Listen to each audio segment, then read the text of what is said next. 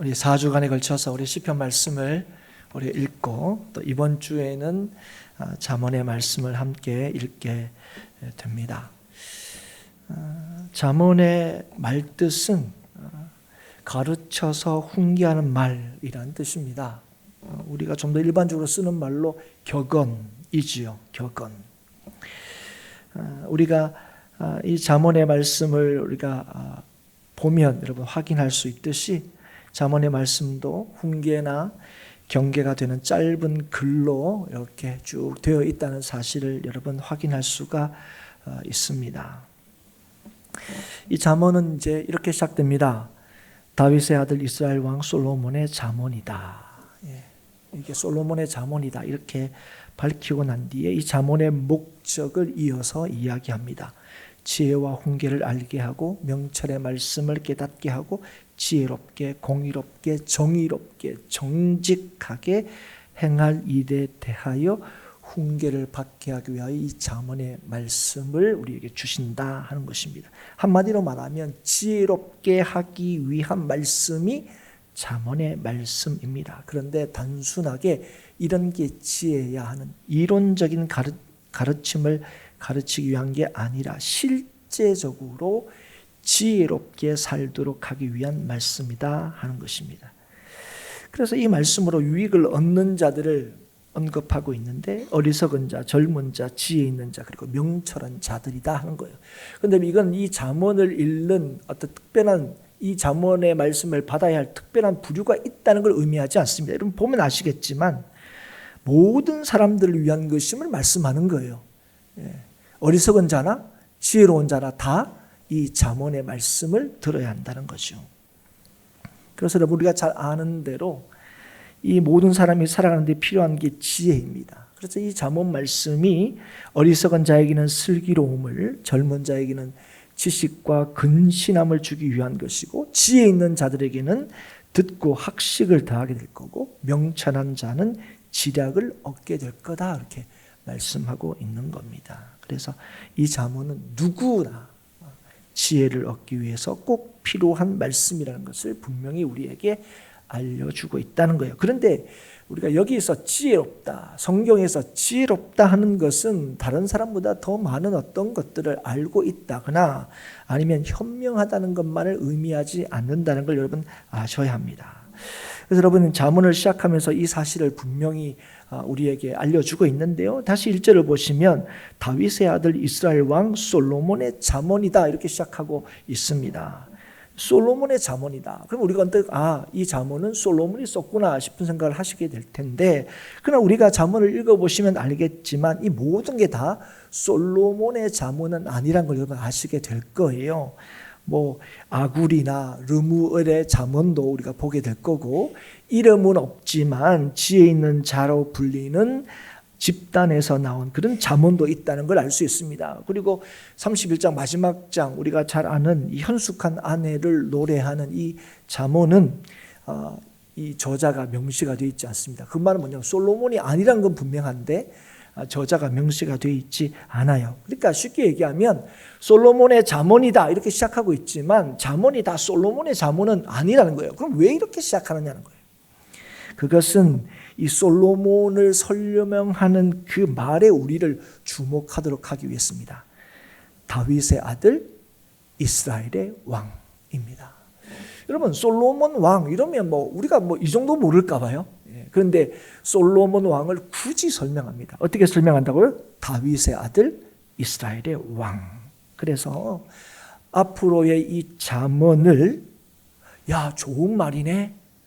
이 말 따르면 좋겠네 하는 시점과 관점이 아니라 언약의 관점으로 보도록 하고 있다는 거예요, 여러분. 이 잠언은 다윗의 아들 이스라엘의 왕 솔로몬의 잠언이다 할 때에 앞으로 주어지는 모든 말씀을 또 그 지혜를 언약 백성의 관점에서 보도록 하고 있다는 겁니다. 그래서 잠언의 목적을 밝히고 난 뒤에 이 지혜, 이 잠언에서 말씀하시는 이 지혜의 성격이 어떤 건지 우리에게 분명하게 말씀해 줍니다. 7절이죠. 우리가 너무 잘 아는 말씀입니다.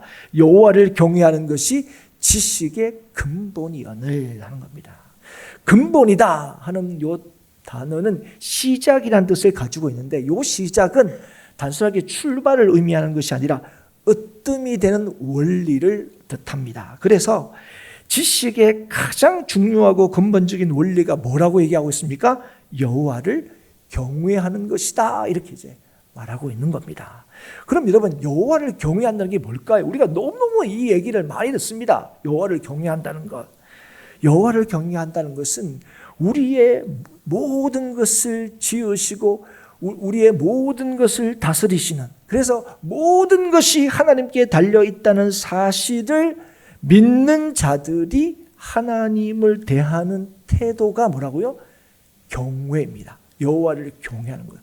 하나님이 다 지으셨지, 하나님이 지금도 모든 걸 다스리시지, 하나님께서 모든 게 하나님께 달려있다 하는 것을 믿으면 그 여호와에 대하여 보이는 삶의 자세와 모습과 태도가 뭐라고요?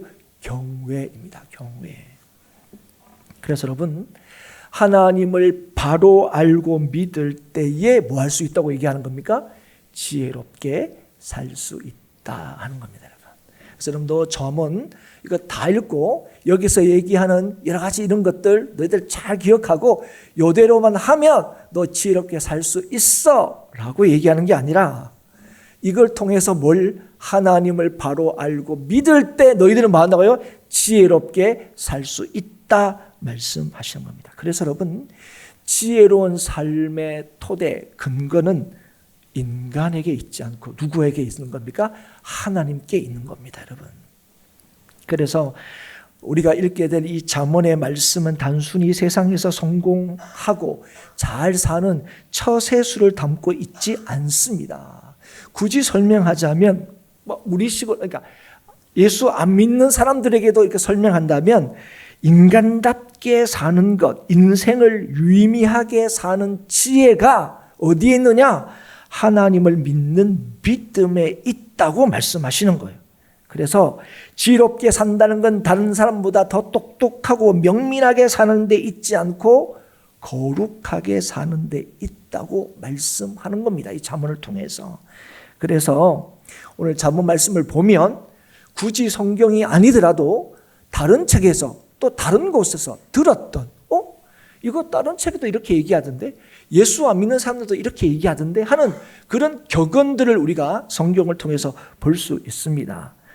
하지만 우리에게 주시는 이 잠언이란 말씀은 세상에서 말하는 성공적인 삶을 살기 위해서 우리가 받아들이고 수용해야 하는 것이 아니라, 하나님 앞에서 지혜롭게 살아가기 위해서, 다시 말하면 경건하게 거룩하게 살기 위한 것임을 우리가 알아야 할 것입니다. 그런데 여러분, 오늘 여러 말씀 중에 제가 무슨 말씀을 가지고 같이 한번 이 시간에 나눌까 하다가, 어쩌면 우리 성도들과 가장 관계가 없을 것 같지만 또 고민이 되는 술에 관련한 이 잠언의 말씀을 가지고 오늘 하나님의 뜻을 함께 좀 살피려고 합니다. 오늘 우리가 읽은 이 말씀은 술에 대해서, 특별히 술 취함에 대해서 경고하는 본문의 말씀입니다. 목사님 이런 말씀을 굳이, 다른 좋은 말씀도 많을 텐데 할 때에, 여러분, 이 술은 사실은 예전에 교회에서는 이 술을 본질적인 문제인 것처럼 다루었습니다. 이게 무슨 말이냐면, 신앙생활에 있어서 술을 마시느냐 마시지 않느냐가 굉장히 중요한 신앙의 기준이나 잣대가 됐다는 거예요. 그래서 심지어는 술을 마시게 되면 그 사람은 뭘로 낙인을 찍습니까? 신앙 믿음이 좋지 않다 하는 낙인을 찍을 수 있는 굉장히 중요한 근거가 되기도 했습니다. 그런데 여러분, 우리가 신앙생활을 오래 하다가 그런 얘기를 이제 듣게 되죠. 또 그런 얘기를 알게 됩니다. 그게 무슨 말이냐면, 술을 마신다고 구원을 못 받는 건 아니다. 그리고 성경을 가만히 읽다 보면 술을 마시는 이야기가 곧잘 나오기도 합니다. 그리고 성경에서뿐 아니라 우리가 듣기로는 우리나라가 이렇게 예민하게 술에 대해서 굴지, 유럽이나 이런 데는 이거에 대해서 되게 유하던데, 또 이렇게 또 얘기하는 것을 또 듣기도 합니다. 그래서 술을 먹는다는 게 율법주의적으로 접근하지 않고 소위 복음적으로 접근하기 시작했습니다. 그래서 술을 마셔도 구원과는 하등 관계가 없다. 맞습니까? 틀립니까? 맞는 얘기입니다. 술을 마시는 게 구원을 결정하는 게 아닙니다. 그러니까 이제는 좀 다른 쪽으로 이제 치우칩니다. 뭐 술 마시는 게 어때? 이렇게 되는 거예요. 필요하면 마시는 거지. 이렇게 됐다는 거예요. 그럼에도 불구하고 여전히 이 술 문제, 뭐 좀 확대하면 담배 문제까지, 이건 예전만큼은 아니지만 여전히 우리 신앙생활에 있어서 여전히 좀 민감한 문제임에 틀림이 없습니다. 여러분, 뭐 술에 대해서 우리가 얘기를 할 거니까 성경은 술에 대해서 어떻게 얘기하느냐 보면 술에 대해서 긍정적으로 얘기하는 부분도 있습니다. 그게 어떻게 사용될 때 그렇습니까? 약으로 사용될 때 그렇습니다. 그럴 때는 좀 긍정적으로 사용되지만 일반적으로 우리가 이해하는 그 술을 얘기할 때는 대부분 다 부정적으로 다루고 있습니다. 그래서 우리가 술에 대해서 부정적으로 생각하나 싶은 생각이 들기도 하지만 뭐 다른 나라를 비하면 우리는 좀 과도하게 술에 대해서 예민하다는 걸 알 수 있습니다. 그러면 늘 얘기하는 게 우리 역사적인 배경입니다. 기독교적인 이 역사의 배경입니다. 그때 등장하는 이 역사 배경이 이 국채보상운동이라는 거예요. 여러분 잘 알다시피 일본의 빈짓을 갚는 운동입니다. 우리가 강제적으로 일본에 합병되고 일본이 우리나라의 식민지 지배를 위한 시설을 마련하기 위해서 우리나라 하여금 일본의 차관을 얻게 합니다. 그래서 그 일로 그게 계속 지속이 되니까 경제적으로 일본에 대한 이 경제적 예속이 점점 심해지게 되자 이게 어떻게 됩니까? 야, 우리가 빚 갚자 하는 운동이 자발적으로 일어나게 됩니다. 이 운동에 적극적으로 참여한 곳이 있는데 바로 교회가 그 일에 참여하게 됩니다. 그런데 그 당시에 교회에 모인 사람들은 유력한 사람들이 거의 없었어요. 가난하고 힘없는 사람들이 모였습니다. 그래서 마음은 꿀뚝 같은데 늘 아니 우리가 무슨 돈으로 그러면 뭐 빚을 갚습니까? 거기에 뭐 힘을 보탭니까? 할 때 선교사님들이 제시한 게 당시에 교회 안에 이미 들어온 많은 사람들이 여전히 예수를 믿음에도 불구하고 과도하게 술을 마시고 담배를 피는 그게 일상이 되어 있으니까 그래서 이 선교사님들이 그런 얘기를 했습니다. 우리가 술 좀 덜 마시고 담배 좀 덜 피고 그 돈으로 우리가 이 국채보상운동 하는데 우리가 참여하자. 물론 그게 지금 이제 교회 다니는 사람들은 이제 뭐 하지 않는 사람이 된 거예요?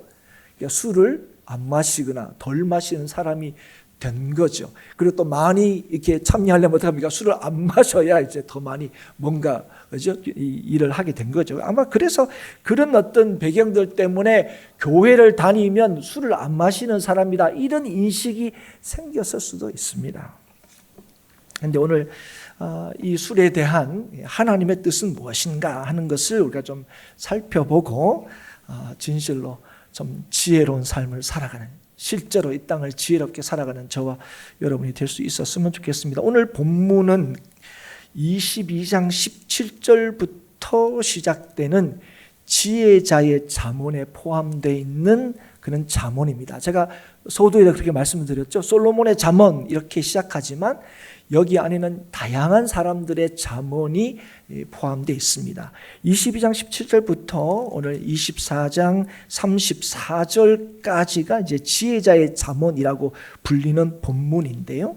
그 안에 우리가 읽었던 요 술 취함에 대한 경계, 경고의 잠언이 포함이 되어 있는 거예요. 근데 이 잠언의 목적을 22장 19절에서 이렇게 밝히고 있습니다. 내가 네게 여호와를 의뢰하게 하려 하여 이것을 오늘 특별히 네게 알게 하였노니 하는 거예요. 그러니까 이 17절부터 22장 17절부터 24장 34절까지 얘기하고 있는 이 잠언을 너에게 특별히 알게 하는 이유가 뭐라고요? 네게 여호와를 의뢰하게 하려고 하는 겁니다. 오직 주님만을 의지하고 믿으며 살게 하기 위해서다는 거예요, 여러분. 의뢰하다는 말은 하나님의 말씀을 따름으로 그 상황과 결과가 어떠하든지 간에 여전히 하나님을 따라 살겠다는 것을 뜻하는 게 의뢰입니다. 의뢰, 여호와를 의뢰한다는 말이에요. 해보고 좋으면 따르고 안 되면 안 따르는 게 아니라 하나님의 말씀이기 때문에 내 형편과 상황과 결과에 상관없이 지속적으로 하나님을 의지하고 믿으며 살겠습니다 할 때 그 의미가 의뢰라는 의미입니다. 그래서 오늘 이 술에 대한 문제를 다룰 때도 바로 요 잠언의 목적을 따라 살펴야 하는 거죠. 그래서 오늘 이 말씀은 술을 먹는 게 옳으냐 그르냐 되느냐 안 되느냐가 아니라 우리로 하여금 우리의 확신을 하나님께 두게 하기 위함이라는 사실을 좀 염두에 두고 오늘 말씀을 좀 나누었으면 좋겠습니다. 우리가 술에 대한 성경의 가르침에 대해서 잘 알고 있는 게 뭐냐면 술 취하지 말라는 겁니다. 술 취하지 말라. 여러분 신약에 보면 그런 말이 여러 번 등장합니다. 술 취하지 말라. 그래서 여러분 성도가 술에 대해서 가지는 기본적인 뭐랄까요? 지식이라고 할까요? 아니면 가지는 태도는 뭐냐면 술에 취하지 않으면 된다. 요게 말씀을 잘 알면 알수록 술에 취하지 않으면 된다. 그 술을 마시는 건 괜찮은 것 같다. 이렇게 이해한다는 거예요. 그럼 여러분 설사 그렇게 하더라도 여러분 술을 그래서 여러분 뜨뜻하게 마십니까? 아니에요. 우리가 이렇게 언제 그렇게 하냐면 두 부류입니다. 한 부류는 교회 안으로 들어오려고 하는 사람들, 아이고 나는 이제 술 못 끊어서 교회 못 가요, 이런 분이 있어요. 교회 안 가려고 하는 핑계일 수도 있는데, 아이고 담배 끊으면 갈게요, 이 말은 뭡니까? 안 간다는 얘기죠, 여러분. 그럴 때 우리가 얘기합니다. 야, 술 이렇게 안 끊어도 올 수 있어, 얘기합니다. 그래서 최소 우리가 뭐야? 야, 술 취해서 안 오면 돼. 이 정도 되지 않을까요? 술 취해서 안 오면 돼. 그러니까. 예를 들어서 교회 와서 담배 안 피면 돼. 뭐 밖에서 피는 거 괜찮아. 일단 교회 안으로 들어와. 뭐 이렇게 우리가 권면하기도 합니다. 그런데 우리가 그렇게 권면하는 것은 술에 취하지 말라 하셨기 때문에 우리가 이 사람들에게 일단 교회 안에 들어와서 하나님의 말씀을 들으면 이제 뭐요? 적당히 술 마실 수 있도록 하기 위한 겁니까? 그게 아니죠, 여러분. 우리가 아는 대로 하나님 만나면 신앙이 좋아지면 우리가 뭐야? 아유, 술은 끊지 말라 해도 끊어. 마시지 말라, 마시라 해도 안 마셔. 담배를 피라 해도 안 펴. 뭐 우리가 여러분 그런 믿음이 여러분 저와 여러분에게 있지 않습니까? 그죠?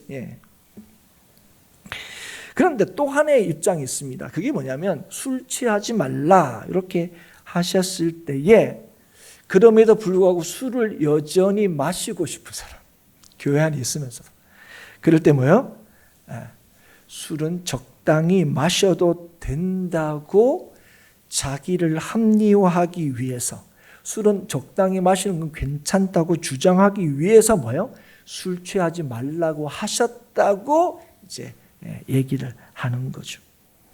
여러분 이건 어떤 의미가 있냐면 술이 주는 유익이 있다고 여기는 겁니다. 여러분 우리가 술에 대해서 세상에 흔히 하는 얘기가 있습니다. 우리도 마찬가지죠. 세상에서 술 안 마시면 요즘은 그래도 조금 이 직장이나 사회나 이런 문화가 좀 많이 바뀌어서 조금 뭐 다른 거 있긴 하지만 그래도 여전히 술 안 마시면 사회생활 하기가 좀 쉽지 않다. 오히려 어렵다. 뭐 술 마시고 담배 피면 좀 더 쉽게 어떤 인간관계를 맺을 수 있다. 뭐 이런 얘기를 흔히 합니다. 그리고 예수를 믿어라 그러면 예수 이제 나 끊으면 갈게, 안 마시면 갈게, 이런 분들이 하는 말이 무엇입니까? 뭐 가면 교회 가면 술 끊어야 되잖아 이렇게 얘기합니다. 그럼 우리는 괜찮다, 우선 오라 그러자. 야 그래도 보니까 결국은 예수 열심히 믿으면 끊게 되던데. 그러면 무슨 재미로 살아? 이런 얘기하는 거죠. 야, 그거 안 마시면 무슨 재미로 사냐? 이렇게 하면 딱 저녁에 시원한 이렇게 한잔 하면 그거 큰 재미지. 그런 것도 안 하고 그런 거. 그럼 또 우리가 그 정도는 돼, 마셔도 돼. 또 이렇게 또 우리 얘기하기도 합니다, 여러분. 그런데 여러분 실제로 여러분 이런 얘기를 들으면 전혀 이렇게 아이고 뭐 얼토당토하는 술 하지 마라 이렇게 안 들리고 실제로 술이 주는 유익이 분명히 있어 보입니다. 전혀 틀린 말은 아닌 것 같아요. 심지어는 술이 어떤 인간관계를 좀 뭔가 풀어내는데 굉장히 좀 도움이 된다는 측면들 우리가 인정합니다. 그래서 심지어 저도 이제 그런 얘기를 듣기도 했습니다. 뭐냐면 이게 농담 반 진담을 이렇게 얘기하는 거예요. 어떤 문제가 생겼어요, 교회 안에. 근데 그게 사람들 사이의 문제예요. 그래서 이제 농담 반 진담한테 얘기하는 거예요. 아유 목사님, 아유 이런 거 그냥 술 한 잔만 딱 먹으면 딱 끝나는 건데. 그래서 저보고 어떻게 하는 거예요? 목사님 술 먹읍시다. 그 얘기인 겁니까? 아니에요. 술 한 잔만 딱 놓고 딱 한 잔씩 먹고 얘기하면 다 풀어질 얘기인데, 아이고 교회에서는 그렇게 못해서 이걸 어떻게 풀지? 뭐 이렇게 그런 어떤 걱정, 염려 뭐 이런 것들을 이제 얘기하는 거예요. 여기에서는 이게 뭐가 있습니까? 그러니까 술 한 잔이면 지금 이 교회 안에 있는 이런 인간관계 문제도 풀어낼 수 있다고 이제 생각하는 거죠. 근데 그건 교회에서 하면 안 되는 거죠, 이런 거죠. 여러분 술이 주는 유익, 기쁨 그런 것들이 분명히 있다고 여깁니다. 그래서 여러분 31장 상반절에 보면 포도주는 붉고 잔에서 번쩍이며 순하게 내려간다는 건 이러한 술이 주는 매력 이런 것들을 얘기하는 겁니다. 그런데 그 다음에 그럼에도 불구하고 하나님께서 우리에게 주시는 말씀이 뭐냐면 좀 약간 충격적입니다. 뭐라고 얘기하고 계십니까? 너는 그것을 보지도 말지어다. 이제까지 우리가 술은 취하지만 않으면 된다고 우리가 알고 있던 우리들에게는 또 그 사람들에게는 좀 당황스러운 말씀일 수 있습니다. 술은 뭐하냐? 보지도 말라 이렇게 하는 거예요.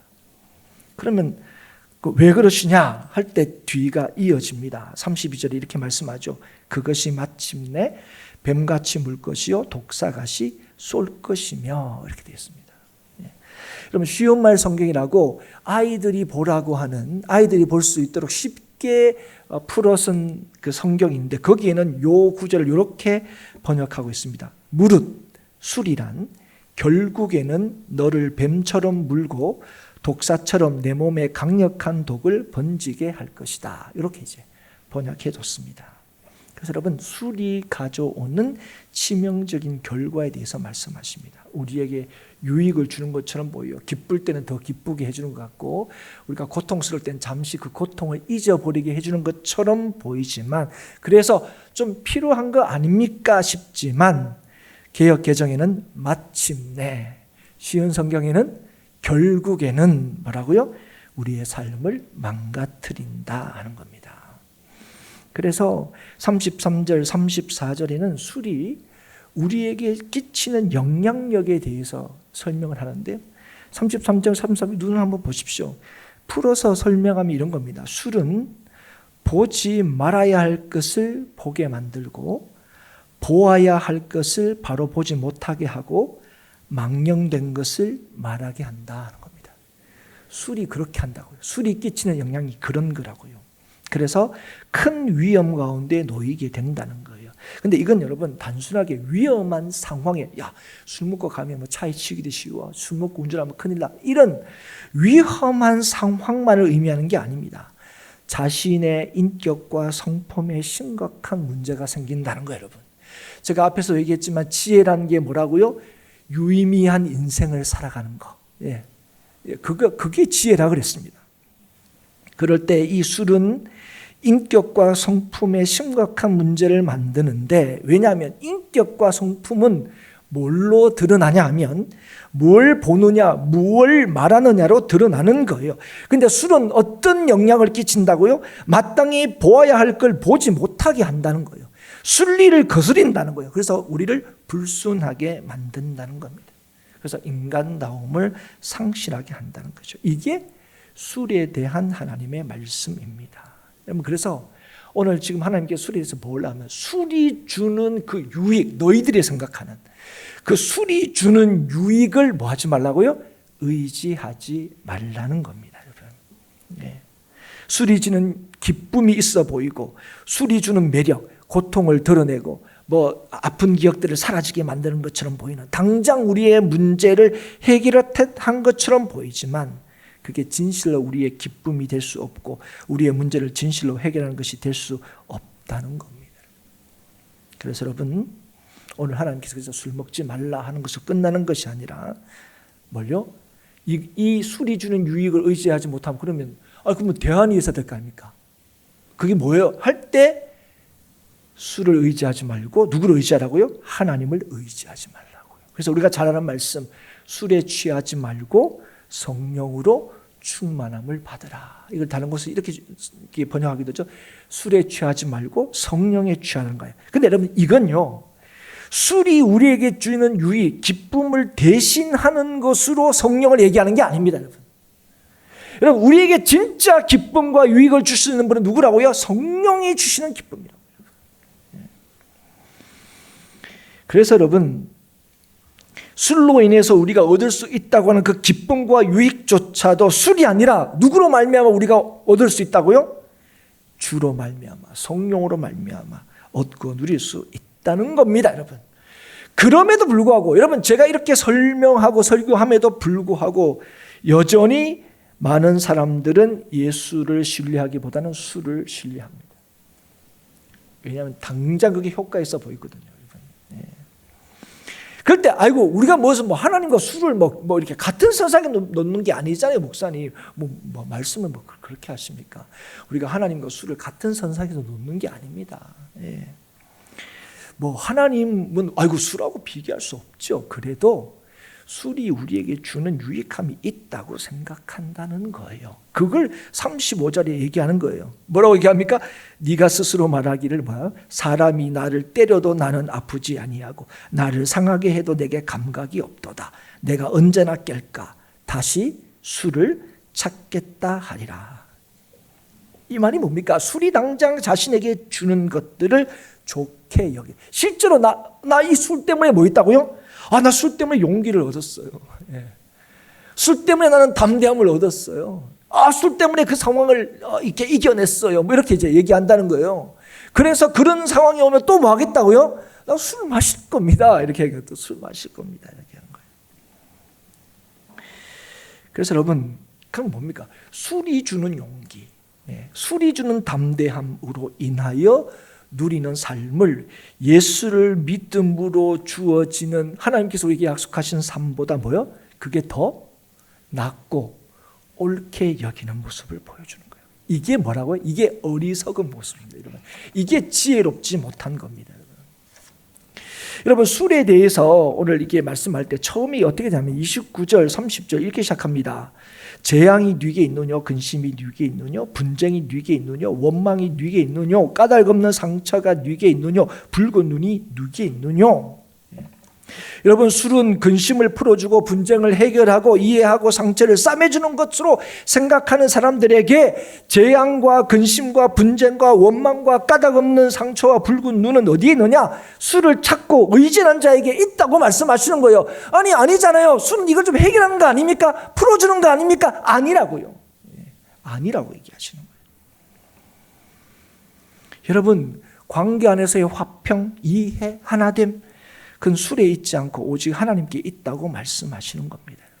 여러분, 이렇게 하나님께서 말씀하시면 그 다음에 우리의 반응은 무엇이어야 하겠습니까? 그래도 술이 주는 유익이 있어요 라고 하실 거냐고요. 이렇게까지 말씀하시는데 하나님. 아니면 우리에게 주시는 주님의 은혜를 붙들어야 하겠습니까? 여러분, 주의 말씀을 믿고 따르는 길이 참으로 복됨을 누리는 길이라는 사실을 깨달을 수 있기를 주의 이름으로 축복합니다. 여러분, 오늘 이 말씀을 통해서 보지도 말라 그랬으니까 이건 마시지도 말아야 되겠네 라고 이렇게 결론 내리지 마십시오. 여러분, 오늘 이 말씀은 술을 마셔도 되냐 안 되냐, 마시면 얼마나 마시면 되냐, 그걸 말씀하고 있는 게 아닙니다. 술이 주는 유익과 비교할 수 없는 하나님으로 인하여 주어지는 우리의 삶의 유익을 누려라는 거예요, 여러분. 그건 하나님만을 의지하고 바라는 참된 지혜를 구하라는 거예요, 여러분. 마침내 뱀처럼 묽고 강력한 독을 번지게 하는 술을 찾지 말고 언제나 우리를 지혜롭게 하시는 하나님을 찾고 그의 말씀에 순종하고 쫓으라고 말씀하시는 거예요, 여러분. 그게 우리를 복되게 하고 지혜롭게 하고 기뻐하게 하고 소망 있게 살게 한다는 것입니다. 그래서 여러분, 술에 취하지 않는 것만이 성도의 지혜가 아니라 뭐가 지혜라고 얘기하시는 거예요? 성령으로 충만함을 받는 게 진짜 지혜다 하는 것을 말씀하시는 거예요. 우리는 얼마나 자주 잠시 우리에게 기쁨을 주는 것에 마음을 두어서 영원히 우리를 기쁘게 하는 것에서 떠나는 어리석음을 범하는지 모릅니다. 그러나 여러분, 우리의 인간다움, 그 인간다움이라는 것, 그것은 우리를 지으신 하나님 안에 있을 때에 온전히 드러나고 발휘된다는 사실을 기억하십시오. 이것이 우리를 지으신 하나님의 뜻입니다. 사랑하는 여러분, 주님께서 우리에게 보지도 말라고 한 것이 우리에게 주는 기쁨과 유익을 주장하거나 따르는 어리석음을 범하지 않기를 바랍니다. 오늘 우리에게 그것을 보지도 말라 하시는 하나님의 말씀을 언제나 신뢰하고 보고 듣고 따르는 지혜로 믿기를 주의 이름으로 축복합니다. 주를 거룩하게 따르는 것이 지금을 살아가는 삶의 능력이고 지혜입니다. 여러분, 우리의 매일의 삶의 현실을 제대로 다루는 지혜, 그 능력은 바로 우리 주님께 있습니다. 오늘도 주를 구하는 자가 참으로 지혜로운 인생을 살 수 있음을 여러분 기억하시고 믿음으로 날마다 주의 주시는 참된 지혜로운 삶을 살아가는, 진짜 담대하고 용기 있는 삶을 살아가는 저와 여러분이 될 수 있기를 주의 이름으로 축복합니다.